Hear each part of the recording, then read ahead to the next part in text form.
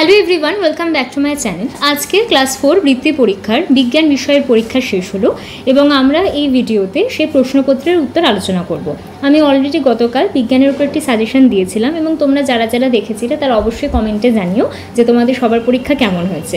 এবং আশা করি তোমরা যদি কোশ্চেনটাকে ভালো করে দেখো এবং সাজেশনটাকে দেখো তাহলে দেখতে পাবে যে সাজেশনটা যদি করে যাও তাহলে পুরো 50 মার্কসের মানে যে কোশ্চেন সেটাই তোমরা আশা করি অ্যাটেন্ড করতে পেরেছো। কোশ্চেন একদম কমন ছিল। তো চলো যে পরীক্ষাতে যে প্রশ্নটা এসছে সেটা দেখা যাক। প্রথম, ধানের খোসাকে কি বলে? ধানের খোসাকে তুষ বলে। জন্মের পর শিশু সাধারণত দাঁত উঠতে শুরু করে কত মাস পর থেকে? 4 থেকে 6 মাস পর থেকে। যেসব প্রাণী হারিয়ে গেছে তারা হলো বিলুপ্ত প্রাণী। তাহলে যেসব প্রাণী হারিয়ে গেছে তারা হলো বিলুপ্ত প্রাণী। ড্যাশ পাতার রস রক্ত আমাশাকে সারাতে পারে? এটা হবে থানকুনি পাতার রস। থানকুনি পাতার রস। পরবর্তী, পাহাড়ের চূড়ায় কি কম থাকে? পাহাড়ের চূড়ায় বাতাস কম থাকে, অক্সিজেন কম থাকে, দুটোই উত্তর হবে। পরেরটা, খড়, শুকনো পাতা, কেরোসিন, পেট্রোল এগুলি কি বস্তু? এগুলি দাহ্য বস্তু। সজারুর গায়ের কাটা হলো নিজেকে আত্মরক্ষা করার জন্য। সজারুর গায়ের কাটা হলো নিজেকে আত্মরক্ষার জন্য বা নিজেকে বাঁচানোর জন্য, যেটা ইচ্ছা। আচ্ছা, এখানে মোট 7টা আছে, 7টার মধ্যে যে কোনো 6টা করতে হয়েছে। পরেরটা, সঠিক উত্তরটি বেছে নিয়ে লেখো যে কোনো 5টি। নিঃশ্বাসের সঙ্গে বের হয় কি? Carbon die oxide. কালকে অনেকবার এসছে এই কোশ্চেনগুলো। মেরুদণ্ডী প্রাণীদের যে জিনিস থাকতেই হয় তা হলো শিরদাঁড়া।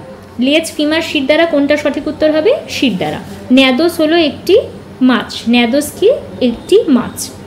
নোনা জলের পাশে জন্মানো গাছ হলো সুন্দরী। নোনা জলের পাশে জন্মানো গাছ হলো সুন্দরী। গ্রাসনালীর শেষে থাকা থলিকে কি বলে? গ্রাসনালীর শেষে থাকা থলিকে ফুসফুস বলে। সবচেয়ে তাড়াতাড়ি ছড়িয়ে পড়ে কোন পদার্থ? তরল, কঠিন না গ্যাসীয় পদার্থ? এক্ষেত্রে উত্তর হবে গ্যাসীয় পদার্থ। আচ্ছা, পরবর্তীতে যেটা ছিল সেটা হচ্ছে ভুল সংশোধন করো। অর্থাৎ বাক্য যেগুলো দেওয়া রয়েছে সেগুলো ভুল আছে সেটাকে সংশোধন করে সঠিক করতে হবে। সবকটা কমন এসছে কালকে সাজেশন থেকে।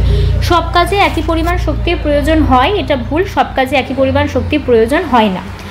মানুষ নিজের খাদ্য নিজে তৈরি করে। ভুল। মানুষ নিজের খাদ্য নিজে তৈরি করে না। কে তৈরি করে? গাছ। গাছ নিজের খাদ্য নিজে তৈরি করে। নাইট্রোজেন একটি কঠিন পদার্থ। ভুল। নাইট্রোজেন একটি গ্যাসীয় পদার্থ। শীতকালে কোন তেল জমে যায়? সর্ষের তেল। ভুল। কালকে আমি অনেকবার বলেছিলাম শীতকালে নারকেল তেল জমে যায়। শীতকালে নারকেল তেল জমে যায়। মশা, ইঁদুর প্রভৃতিকে সংরক্ষণ করা দরকার। এটাও আমরা করেছিলাম। বাঘ, সিংহ প্রভৃতিকে সংরক্ষণ করা দরকার। নিম গাছের ছাল ভিজিয়ে খেলে হার্টের রোগ ভালো হয়। তাহলে নিম গাছের ছাল ভিজিয়ে খেলে দাঁত বা মাড়ি ভালো হয়, মাড়ির রোগ ভালো হয়। তো এইখানটাতে আমাদের শর্ট কোশ্চেনটা গেল। তোমরা কে কটা অ্যাটেন্ড করেছো সেটা আমাকে কমেন্টে জানিও। এবং কালকে তোমাদের ইংরেজি পরীক্ষা শেষ, কিছুক্ষণের মধ্যে চ্যানেলে ইংরেজি পরীক্ষার যে সাজেশন সেটা আপলোড হবে। তো যারা যারা মনে করছো যে প্রশ্ন দেখবে তারা অবশ্যই চ্যানেলটাকে সাবস্ক্রাইব করে রেখো, তাহলে পরবর্তীতে ভিডিও আপলোড হলে তোমাদের কাছে নোটিফিকেশন যাবে বা তোমরা একবার চেক আউট করো। পরবর্তী, একটি বা দুটো বাক্যে উত্তর দাও যে কোনো 5টা। বর্ষাকালে ভিজে জামাকাপড় তাড়াতাড়ি শুকায় না কেন? কমন কোশ্চেন, কালকে আমরা করেছি। কেন্নকে ছুলে গোল হয়ে গুটিয়ে যায় কিন্তু টিকটিকি গুটোয় না কেন? কারণ কেন্নর শরীরে কোনো শিরদাঁড়া থাকে না কিন্তু টিকটিকির শরীরে শিরদাঁড়া থাকে, সেজন্য কেন্নকে ছুলে গোল হয়ে গুটিয়ে যায় কিন্তু টিকটিকি গুটোতে পারে না। ভেষজ উদ্ভিদ কাকে বলে? বিভিন্ন রকমের রোগ প্রতিরোধ করার জন্য যে উদ্ভিদ ব্যবহৃত হয় তাকে আমরা ভেষজ উদ্ভিদ বলি। দুটো উদাহরণ কি? থানকুনি, কুলেখাড়া, তুলসী, নিম এগুলো হলো ভেষজ উদ্ভিদ। পরবর্তী, সব সাপ মেরে ফেললে কি হবে? পৃথিবী থেকে সাপ চলে যাবে এবং আমাদের যে বাস্তুতন্ত্রের যে বৈচিত্র্য সেটি নষ্ট হবে। আচ্ছা, বর্জ্য পদার্থ, এখানে বানানটা একটু ভুল এসেছিল, এটা থ হবে। বর্জ্য পদার্থ কাকে বলা হয়? যে সমস্ত পদার্থ একবার ব্যবহারের পর আর ব্যবহার করা যায় না বা কোনো কিছু যে সমস্ত পদার্থকে আর কখনো ব্যবহার করা যায় না তাকে আমরা বর্জ্য পদার্থ বলি, যেগুলো নষ্ট বা যেগুলোকে আর কোনোভাবেই কাজে লাগানো যাবে না। উদাহরণ কি? কালকে আমি বলেছিলাম তরকারির খোসা, প্যাকেট বা প্লাস্টিক এগুলো হচ্ছে বর্জ্য পদার্থ। হাওয়ার সাহায্যে দুটো জিনিসকে কিভাবে আলাদা করা যায় তা উদাহরণ সহ লেখো। পরবর্তী, 2-3টে বাক্যে উত্তর দাও। কাচের গ্লাসে বরফ রাখলে গ্লাসের বাইরে জল জমে কেন? কালকে কোশ্চেনে ছিল। খেলাধুলা করার প্রয়োজনীয়তা কি? এটাও কোশ্চেনে ছিল। চোখ ভালো রাখতে কি কি খাবার খাওয়া উচিত? এটাও হয়েছে। শাকসবজি, বিভিন্ন রকমের ফল এইগুলো হবে।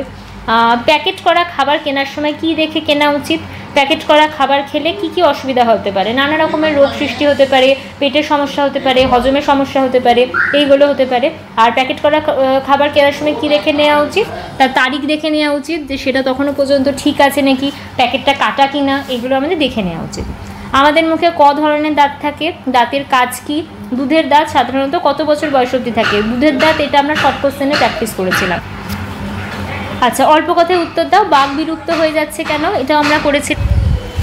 বিভিন্ন রকমের চোরা শিকারী যারা, তাদের অত্যাচারে বাঘ বিলুপ্ত হয়ে যাচ্ছে। এছাড়াও মানুষেরা বাঘের যে বাসস্থান বন জঙ্গল সেগুলোকে সব কেটে ফেলছে, সেই কারণে বাঘ বিলুপ্ত হয়ে যাচ্ছে। বাঘের যে থাকার জায়গা সেটাই আর থাকছে না।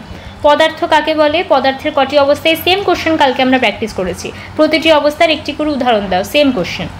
পরবর্তী, বৃষ্টিচক্র বা জলচক্র কাকে বলে, ছবি এঁকে বুঝিয়ে দাও। বৃষ্টিচক্রের জন্য 4 ছিল, ছবির জন্য 1 ছিল। সমুদ্রের জল থেকে কিভাবে নুন তৈরি করা হয়, এটাও আমরা করেছি। এটা কোন পদ্ধতি, কার নেতৃত্বে সমুদ্রের জল থেকে নুন তৈরি হয়েছিল, এটা হচ্ছে মহাত্মা গান্ধী। শেষেরটা উত্তর হবে কি, মহাত্মা গান্ধী। মহাত্মা গান্ধী নেতৃত্ব দিয়েছিলেন এটা করার জন্য। তোমরা কালকে যারা যারা কোশ্চেন ভিডিওটা দেখেছিলে, আশা করি তোমরা সব কমন পেয়েছো। তোমাদের কার কেমন পরীক্ষা হলো বলো, এবং পরবর্তী পরীক্ষা অর্থাৎ ইংরেজির জন্য ভালো করে প্রস্তুতি নাও। কিছুক্ষণ পরেই চ্যানেলে একটা ভিডিও আপলোড হবে, যেখানটাতে ইংলিশের টোটাল কোশ্চেন আমরা ভালো করে ডিটেলে আলোচনা করব, এবং কোন কোন প্রশ্ন কালকে পরীক্ষাতে আসতে পারে সেইগুলোকে ইন ডিটেল আমরা ডিসকাস করব। তো তোমাদের যদি প্রয়োজন হয় তোমরা অবশ্যই সেটিকে দেখো।